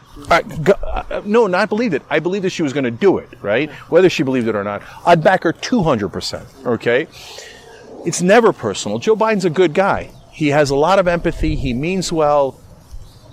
I just know because of his corporate donors, he's not going to do the $15 minimum wage, and I just showed you how he didn't, right? So it's not personal. But Christie has one personality outside and another personality inside, and it's not her. Almost every politician is that way. And I do a national show. I've interacted with hundreds of Congress people and senators behind the scenes. They have one face outside, they have another face inside, okay? And so again, the actual people feel that in their gut, and the right wing feels that in their gut more than the Democrats do. Because why? Because some portion of the Democratic base grew up on New York Times, NPR, CNN, LA Times, etc. And they have been told that politicians are beloved and they sell cookies for a living and they're so honest and wonderful and they just want everything for the community. They want things for the community. And so since all they got was that information, they got brainwashed into thinking the Democratic politicians have good intent. No, they have the intent to acquire power, okay? And it's mainly for their own benefit. I hate to be the bearer of bad news, but that's just the reality. The funny thing is, my father, who's a big Trump person, literally would say the same thing about Democrats.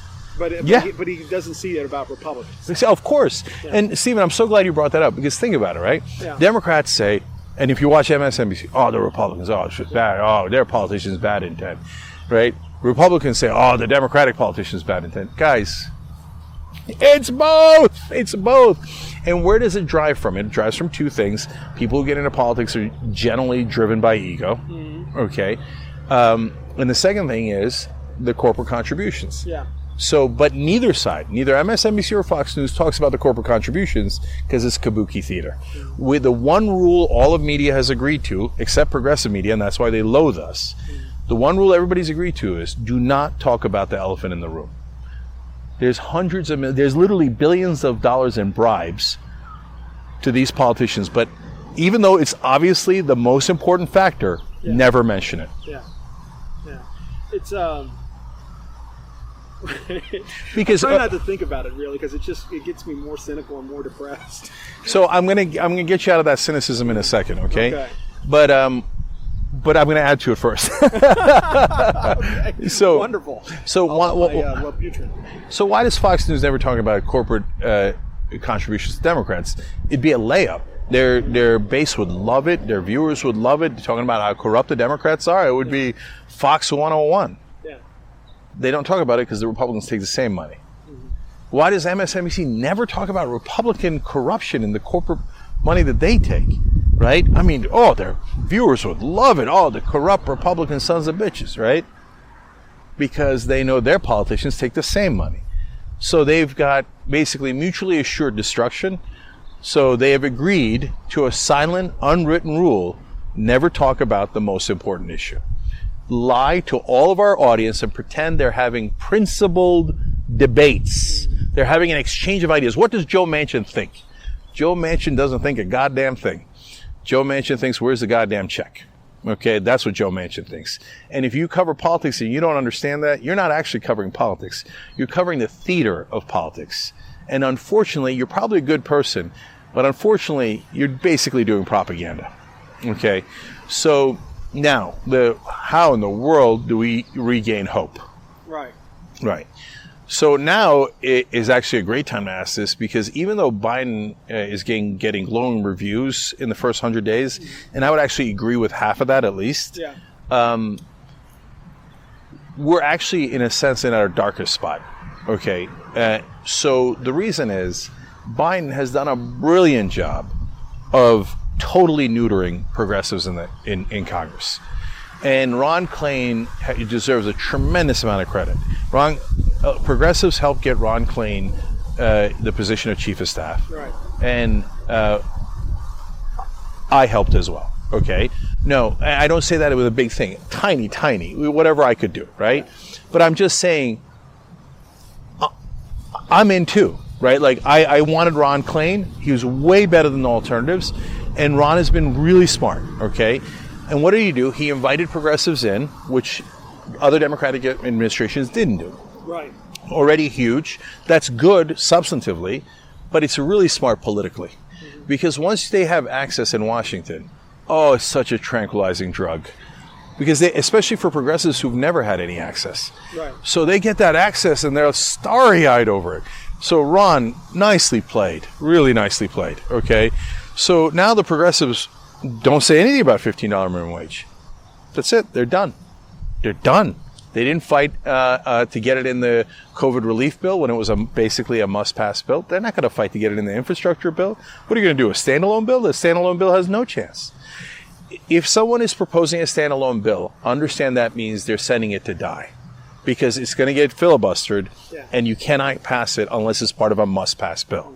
So the media will write like idiots, oh, they are trying so hard, it'll be in a standalone bill, not explaining all standalone bills have 0% chance of passing, right? So now, my God, I've even lost my progressive fighters. How the hell are we going to get out of this hole? Because the first 100 days are pretty good because he does COVID relief. He wanted it to be a big number, so it was bigger than Obama's. Let's keep it real for his legacy. But that's good. That's great. I'm happy with everything but the $15 minimum wage and the COVID relief bill. And that's a hard thing for a progressive to say about a conservative Democrat like Biden. So I give him high grades on that. His proposals, they're not anywhere near perfect. They're not within miles of Medicare for all, et cetera. But from a conservative Democrat like Joe Biden historically, I'll take it. If he did all of his proposals, I'd give him an A+, okay? But he's not going to do almost any of them because Manchin says no to the filibuster. How are you going to move Manchin? The only way to move Manchin and Sinema and all those other people is to do public pressure. Public pressure means fighting. Biden isn't going to fight. Biden's going to send them all up there, all those proposals up there to die. They'll pass tiny little parts of it. I hope to God they pass half of H.R. 1 at least, because that affects their own political careers, because it's about voting, right? But it's a good policy, and I'm thrilled that they do it. They're going to take out all the anti-corruption parts, because they're all corrupt. Okay, and then they'll say, oh, there was nothing we could do. We had the Republicans in the mansion, and we had to compromise, so we took out all the anti-corruption stuff and just kept the stuff that helps Democrats.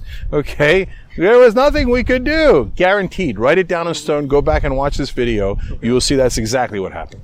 On the $15 minimum wage, they're going to say, oh, $11, you should take it. It's better than nothing. If you don't take it, it's your fault.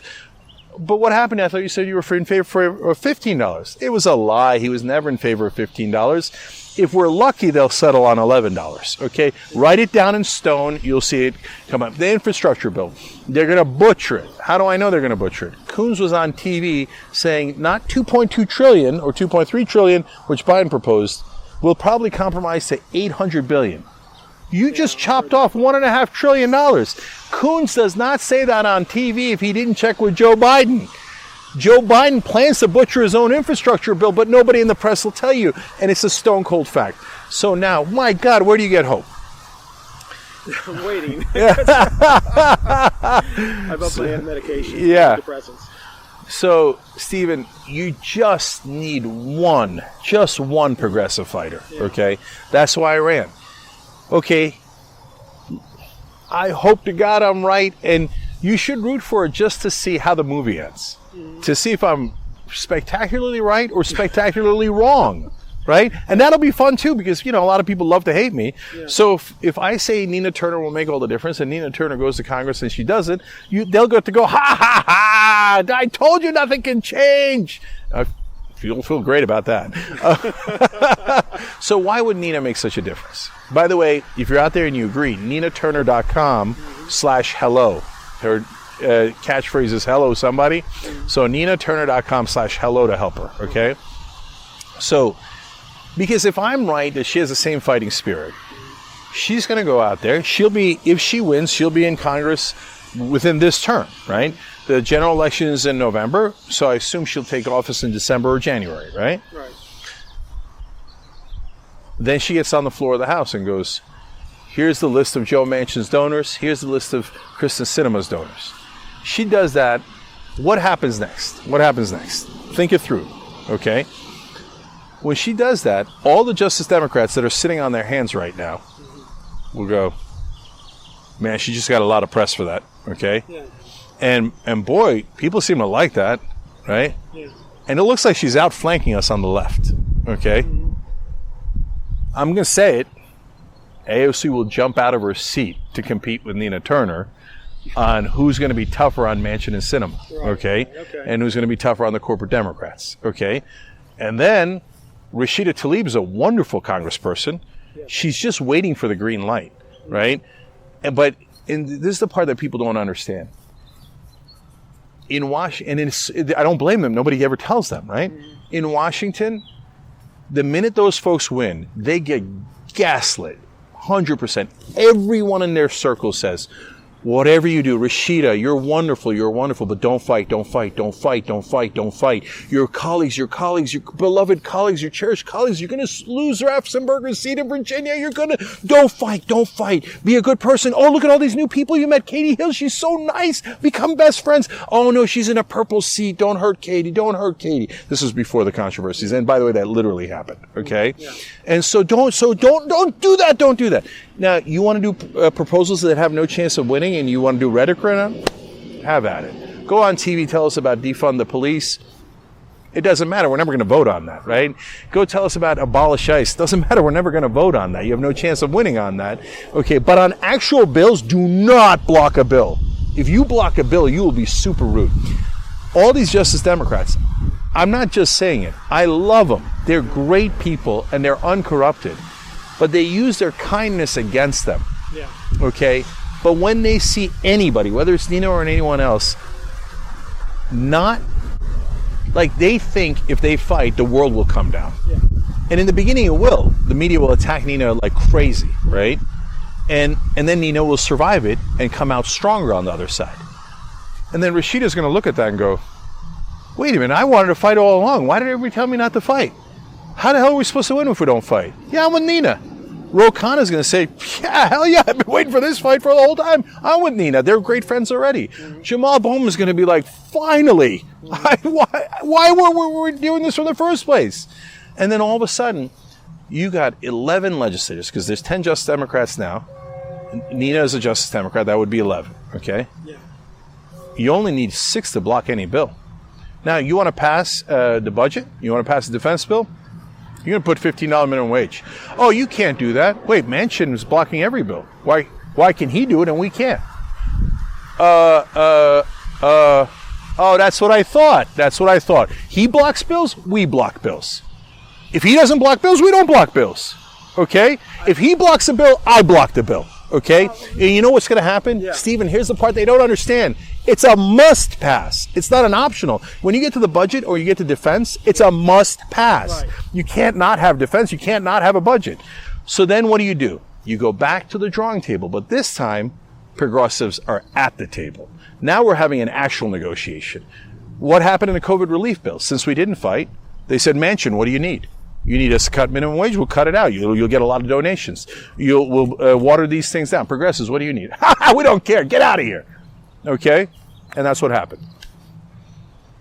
Well, okay. So when we fight, we win. It's strategic. When Nina fights, the rest will fight. We'll block the bills. We'll go back to the drawing board. We'll get minimum wage. What happens if we get $15 minimum wage? 27 to 32 million people, different studies come up with different numbers, let's call it 30. 30 million people will get a pay raise. It is the equivalent of $92 billion. The reason corporations don't want it is because that's $92 billion of their profits. Right.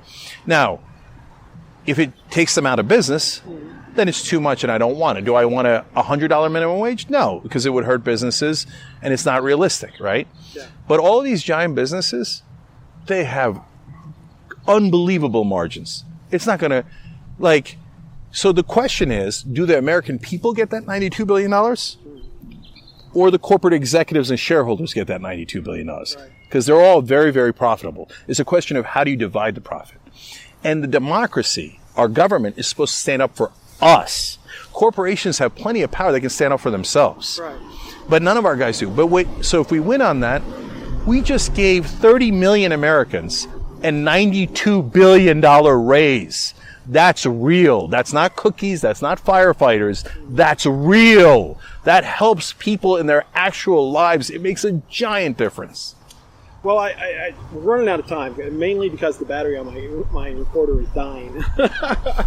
But I just you get a lot to think about, a lot for us to digest and everything. I want to ask you real quickly, the name Young Turks. Some people have complained about it. I'm sure you've heard the question before many times. Do you want to defend why you call your news network Young Turks? Yeah. So Young Turks, English definition is, you can look it up in dictionaries, young progressives looking to overthrow an established system. It's exactly what we do, okay? And so I'm the only one who's Turkish out of the founders. I told you earlier, my two co-founders are Jewish. That doesn't matter. Like, they're just regular Americans, right? And we looked it up, and we thought, I mean, that's just perfect for what we're doing, right? And now, if I knew back then what I know now, I would have almost certainly rethought it and come up with a different name. Why bother having a name that creates controversy or offends some people, right? Yeah. And I know that good folks won't believe me that we didn't make that connection. They'll say, you were Turkish, you wrote these articles. There's no way we believe you. And I don't blame them at all, okay? But I know we were at the Tony Romo site. Remember when we picked the name, and me and Ben and Dave, we never thought about it, we never discussed it, etc. Mm-hmm. So for those who are history buffs about the Armenian genocide, the Young Turks starts out as a wonderful organization that is young progressives looking to overthrow the established system. In that case, it was the Ottoman Empire. The Ottoman Empire, in a sense, winds up doing the genocide. So the Young Turks started out wonderful. And by the way, the leadership of it was Turkish, Armenian, Jewish, Greek, and it was a mixture. But there was an offshoot of the Young Turks much later called the Committee on Union and Progress, okay? And those leaders are the ones that committed the Armenian genocide. Now, if we named this show the Committee on Union and Progress, oh, forget it, okay? Come on. No, that's crazy. And everyone would be right. But that's what I thought Committee on Union, I didn't know, because, and by the way, that's partly my fault because I grew up on Turkish propaganda, right? Yeah. And in Turkish propaganda, they never talk about the Young Turks.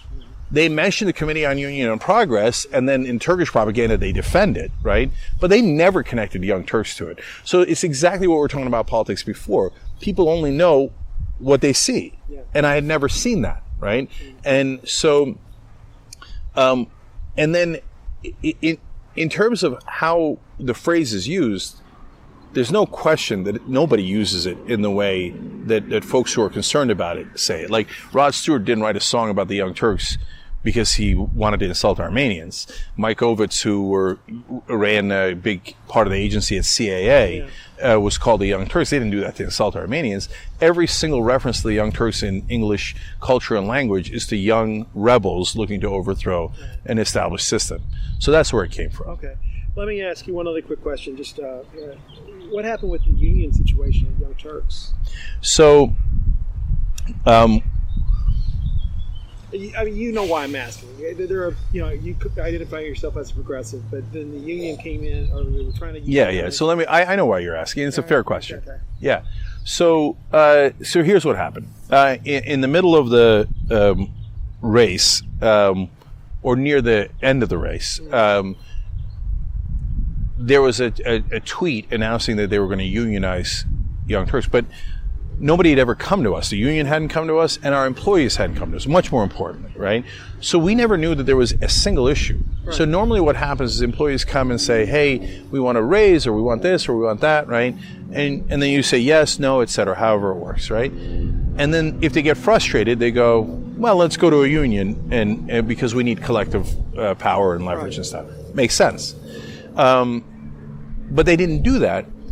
Right or wrong, that's why I was surprised by it, okay? Now, I know IATSE, that's the union involved, is knocking on doors for Christie. It is a big Christie Smith supporter, okay? So they ambush us in the middle of a race that they're involved in on the other side, okay? Now, maybe it was a total coincidence. It's possible, right? It's possible. But you can see why I thought, it was like the night before the debate, right? You can see why I thought it wasn't a coincidence, right? To this day, I don't know. I don't have internal facts about it, okay? And so my initial reaction was, what the hell is going on, right? And then they didn't, so okay, now a union is going to start. What happens next, usually, is okay, great, let's sit down and talk, right? No, they hit me in the press right away. Wait a minute, is this constructive or is this destructive? Yeah. So why did you go and hit me in the press without even talking to me? Well, that gives me a sense that maybe your intent wasn't great to begin with, right? So then on top of all that, they say, okay, now we did a secret vote that, and you got to trust us that your guys voted for a union. Right. I'm supposed to trust you under these circumstances. No. Now, does that mean I'm going to fight you? No. If they want a union, absolutely, no problem, okay? I actually think it's not a great concept for small businesses, which I can explain in a second. Yeah. But if you want it, of course I'm going to let you have a union. So what we ask for is, hey, why don't you guys vote? Just to have it. We're not looking to delay it. Have the vote now. Have the vote in the middle of the election, okay? Then you can say, ha, in the middle of the election, we won the vote, right? No, because, and then more leaks, more battering in the press, because they wanted to do the PR damage. It looks that way. Yeah. So after the election, guess what happens? We have a vote, and they win. So great, they got a union, right? What was so hard about that? So now, it's a small percentage of our workers. It's the editors, graphics, stage crew, etc. It's not all the employees, so that's a common misconception. And now we have a normal negotiation with the union about wages. So it ended up being not a big deal. Nothing.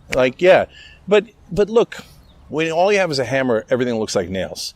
So they're used to fighting. Sometimes. Usually they don't fight big guys. But they're used to fighting big corporations. And the big corporations, are the executives generally being misleading?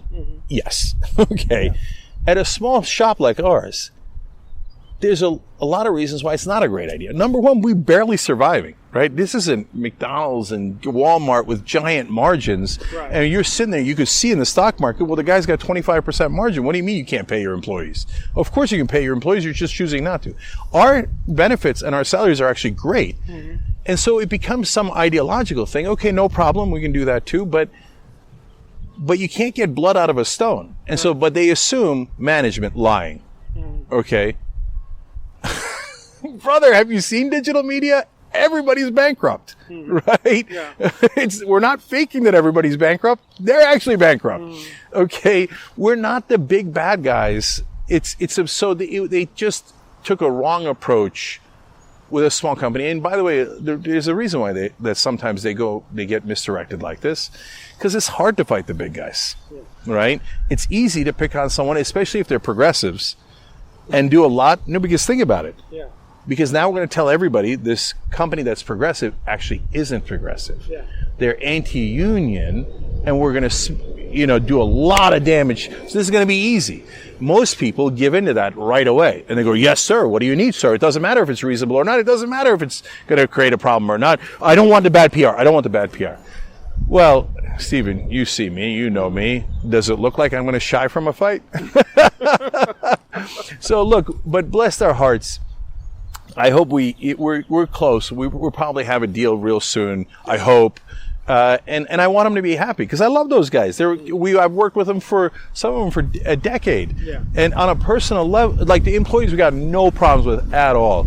And then unfortunately, there was the misconception in the press that we're bad to our employees. If you worked at TYT, you'd think that was the most absurd thing you ever heard. I mean, people come back to us and oftentimes take way less pay because they're like, this place is a dream. Because we empower people, we fight for great causes that make a big difference in the world. People move up from intern to producer to on air. They do all these amazing things. Are you going to find every once in a while somebody who was like, well, I should have been on air? Okay, but that's not how it works, right? Yeah. So you're going to, and it's so hard because Amazon will also tell you disgruntled employees, right? Right. But in our case, you don't have people peeing in jars. No. Like people that work at TYT and then go work somewhere else. I'm telling you, half the time they come back within 6 months like, please get me my old job back. I get it. Apple can pay more. Netflix can pay more, right? The average pay at Netflix is $221,000. How the hell are we supposed to keep up with that? Yeah. Right? So anyways, so overall it's perfect. It's overall perfectly fine. There might be a couple more bumps on the road. It will deal with it, but I'm used to it. Just out of curiosity, just to change the note as we wrap things up here, are you watching anything on TV these days? I'm so busy not writing my book that that I barely have time for TV. But yeah, of course. What did I watch recently? I'm watching Narcos, not the Colombian version, the one based in Mexico. Yeah, that was great. Yeah, I went back and got addicted to Community. Remember the? Oh, Community was great. Yeah. I love that. Yeah. Troy and Abed in the morning. And now with the kids, I'm all over the Marvel comic universe. Yeah. So WandaVision and what did you think of WandaVision? Loved it. It was so bizarre. It was, but you know why? Because you don't have a 10-year-old son. Yeah. I do have a 10-year-old. Oh, you do? Oh, that's funny. You should have him show you the explainer videos on YouTube.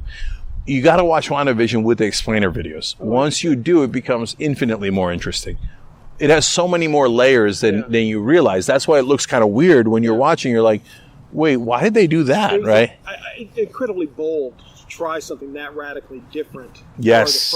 The launch of the first series on. If you get to watch the explainer videos, you see it's actually, the show was really brilliant. It was a really smart show. Did you have been watching The Falcon and the Winter Soldier? Yeah, and we just finished that too. I think that was a terrific show. It was on the level of feature filmmaking, and the idea of what I got out of it, spoiler alert, was that the main message was, can a black man be Captain America in this society? Yep. Which is unbelievably relevant today. You know what I mean? To take on a social issue that heavy on a comic book show. You know what I mean? That's balls. Yeah, well, first of all, it is, and I love them for it. Second of all, the comic books themselves actually did it quite often. Yeah. And so it follows that tradition. The reason why they didn't do it in the movies before is because the culture had not moved enough, and they were worried about ticket sales. Mm-hmm. Okay? Yeah. And in fact, the YouTube explainers explain that really in WandaVision, there should have been this character that's in the Marvel comic universe called Mephisto, which is the equivalent of the devil, okay? Yeah. But the reason they don't do that is because then the Chinese market will block it, okay? Yeah. And so they care deeply about how the markets are going to react to it because they're a company. They want to maximize profit. So that goes to show you the culture has moved enough that they think putting civil rights issues inside a Marvel series will get them more viewers, not less viewers. So that's another reason why I have hope, because we've actually won the culture wars, and under 45-year-olds are not just democratic, they're very progressive. So the future is ours, we just got to get there. I look forward to the future. Yes, me too, brother. Cenk, I really appreciate you coming out and doing this on this beautiful Saturday. You're supposed to be writing, damn it. When is your book supposed to come out? Do you have a deadline to get it out? Or that is by far the most stressful question you've asked me. So no deadline yet. You can pre-order at justicescomingbook.com. And a lot of what I talked about here, I explain in great detail and with facts, and you could see it clearly with your own eyes, how the corporations took over our government through Lewis Powell and the Supreme Court, and how you can fight back. As soon as I have a date for you, I'll give it to you. Yeah, I hope you'll come back on the show again and we'll talk about the book. Yeah, that sounds great. Yes. I may actually read it. Okay, good. My first book in years. Yes. No, I really do appreciate you coming on the show and taking the time to do this. Thank you. It was a lot of fun. I really appreciate it. Thank you for having me on, Stephen. I appreciate it. All right. We hope you guys enjoyed the talk. You've been listening to The Talk of Santa Clarita.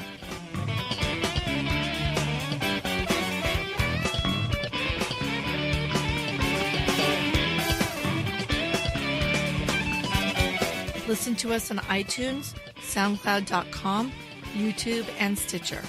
Barring a life event getting in the way, a new podcast is available every Tuesday. Questions, comments, and show ideas can be sent to thetalkofsantaclarita@gmail.com. You can also call or text us at 661-505-8672. That's 661-505-8672. Follow us on Twitter at The Talk of SC or on Facebook, Instagram, and YouTube at The Talk of Santa Clarita. You can also visit our website by going to www.thetalkofsantaclarita.com. This has been a production of Radio Free Santa Clarita Incorporated, a 501c3 nonprofit organization. To donate, go to radiofreesantaclarita.org/donate. Radio Free Santa Clarita, on the net and on the air, and we're very much aware. Any questions?